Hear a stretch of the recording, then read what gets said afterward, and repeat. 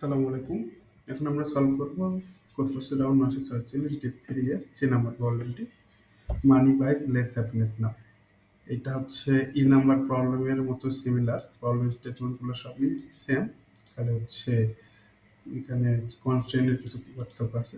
ই নাম্বারটাতে ছিল হচ্ছে মানি বাইস হ্যাপিনেস আর এখানে মানি বাইস লেস হ্যাপিনেস।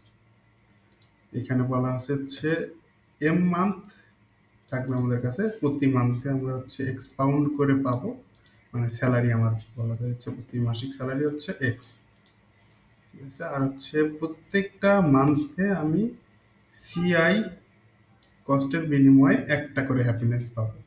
ই নাম্বার প্রবলেমে এই চাই হ্যাপিনেস করেছিল যে প্রত্যেকটা মান্থে আলাদা আলাদা এরকম ছিল। আচ্ছা, এখন আমাকে বলবে যে আর হচ্ছে এখানে আরেকটা কি আছে যে আইথ মান্থের যে স্যালারিটা সেটা আমি জেথ মান্থে স্পেন্ড করতে পারবো, যে greater than equal to I of, মানে আমি আজকের মাসের স্যালারিটা পরের মাসগুলোতে ইউজ করতে পারবো, ওই মাসে ইউজ করতে পারবো না। এটা এখানে হচ্ছে এম মান্থের দেওয়া আছে 20 × 5, এক্স আছে 20/3, সিআই হচ্ছে কস্টগুলো হচ্ছে 20/3। এটাই আগের, এখানে একটা বিশেষ পার্থক্য হচ্ছে আগের প্রবলেমের থেকে হচ্ছে যে এইচ এর মানটা ফিক্স, মানে প্রত্যেকটা মান্থকে আমি সেম চিন্তা করতে পারি। আগের ক্ষেত্রে সেম বিবেচনা করলে হতো না, মানে আগেতে হচ্ছে আমার প্রত্যেকটা মান্থে এইচ এর মান ভিন্ন। মানে আমি যদি একটা মান্থ প্রথমে নিলাম, এটার কারণে যদি পরে আরেকটা মান্থে না নিতে পারি যেখানে এইচ এর মান বেশি, তাহলে আমার আগে প্রবলেম ছিল। কিন্তু বর্তমানে সেই প্রবলেমটা নাই, মানে এই প্রবলেমে, কারণ প্রত্যেকটা এইচ এর মান সেম, মানে আমি যদি এই মান্থে নিতে পারি অবশ্যই নিয়ে নেব, কারণ এইটার জন্য যদি পরে না আরেকটা না নিতে, একটা যদি আরেকটা না নিতে পারি তাহলে ওই প্রবলেমটা নাই, কারণ ওইটারও এইচ এর মান সেম, এইটারও এইচ এর মান সেম। তো আমি সবসময় চেষ্টা করবো যে এইটা নিতে, এইটা নেওয়ার চেষ্টা করব এরকম। এরকম বলা যায়, হ্যাঁ। তো এরপরে হচ্ছে এটাই তো, এইখানে একটা ক্যাচ আছে যে হচ্ছে আমি সবসময় যেইটা নিছি ওইটাই যে শেষ পর্যন্ত নিতেই হবে এমন না। মানে হচ্ছে আমি যদি এইরকম কিছু থাকে যে হচ্ছে আমি এইটা নিছি, ঠিক আছে, এই সময় আমার নেওয়া ভালো মনে হয়েছে বা উপযুক্ত মনে হয়েছে দেখে আমি নিছি, এইটাও নিছি, ঠিক আছে। তো এইখানে এসে দেখলাম যে আমি যে এইটা নিছি সেটা নেওয়া আমার ঠিক হয় নাই, মানে ওইটা আমি নিলাম না, এটা নিলাম। তো এটাতে কিন্তু সমস্যা নেই, কারণ এখানেও এইচ এর মান সেম, এখানেও এইচ এর মান সেম, এরকম। তাহলে হচ্ছে এই পর্যায়ে এসে যদি আমি এইটাকে বাদ দিয়ে এইটাকে নেই, মনে করি যে এইখানে আমার কষ্ট আছে 6, 6 কষ্টে আমি একটা হ্যাপিনেস পাইছি। এইখানে এসে আমার কষ্ট হচ্ছে 5, 5 কষ্টে আমি একটা হ্যাপিনেস পাচ্ছি।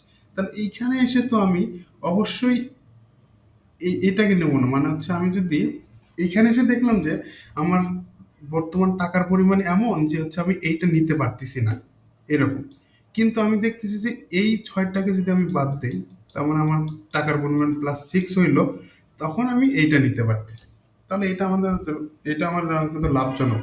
কারণ হ্যাপিনেসের মান তো সেম, মানে এইটা না নিয়ে এটা নেওয়া তাহলে ভালো, কারণ আমার টাকার পরিমাণ বেশি থাকতেছে। মানে আগে হচ্ছে আমার কাছে 6 টাকা কম থাকতো, এখন 5 টাকা কম থাকতেছে, এইরকম। তো আমি প্রত্যেকটা পজিশনে এসে আমি চেক করবো যে এর আগে কোনো একটা নিছি কিনা যেটা হচ্ছে এটার থেকে বড়, তাহলে সেটা আমি হচ্ছে ইরেজ করব।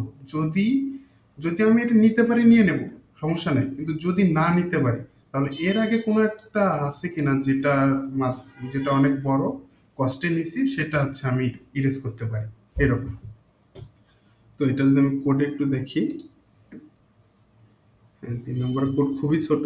মানে আমরা একটা হচ্ছে প্রায়োরিটি কিউ মেনটেন করবো যে কোন কোন কস্ট গুলো আমরা হচ্ছে নিছি।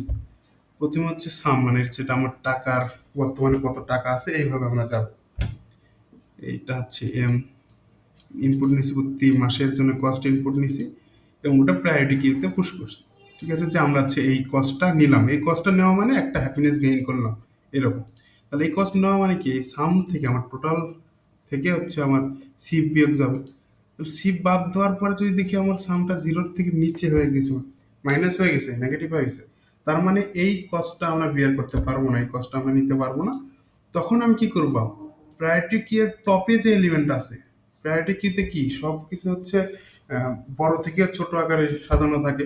তাহলে এই টপে যেটা আছে মানে বেশি কষ্টে যেটা নিছি, বেশি কস্ট আমার যেটা বেয়ার করতে হয়েছে, সেইটা আমি হচ্ছে প্রায়োরিটি কিউ থেকে বের করে দেবো। প্রায়োরিটি কিউ থেকে বের করে নেওয়া মানে হচ্ছে ওই কষ্টটা আমি নেইনি, মানে ওই দিনে আমি কোনো হ্যাপিনেস নেই নাই। তাহলে ওই দিন যদি হ্যাপিনেস না নেই তাহলে ওই কষ্টটা হচ্ছে আমার টোটাল সামের সাথে যোগ হবে, টোটাল সামের সাথে যোগ হবে এবং হচ্ছে প্রায়োরিটি কিউ থেকে ওটা পপ হয়ে যাবে এরকম। আর হচ্ছে তারপরে তো ওই দিনে তো আমি হচ্ছে এক্স পরিমাণ স্যালারি পাচ্ছি যেটা পরবর্তীতে আমি ইউজ করতে পারবো। তো এইভাবে করে লাস্টে গিয়ে আমার প্রায়োরিটি কিতে সাইজ যত হবে ম্যাক্সিমাম ততগুলাই হচ্ছে আমি হ্যাপিনেস গেইন করতে পারবো। এটাই ছিল হচ্ছে জি এর সলিউশন, খুবই ছোট সলিউশন। আজকে পর্যন্তই, আল্লাহ হাফিজ।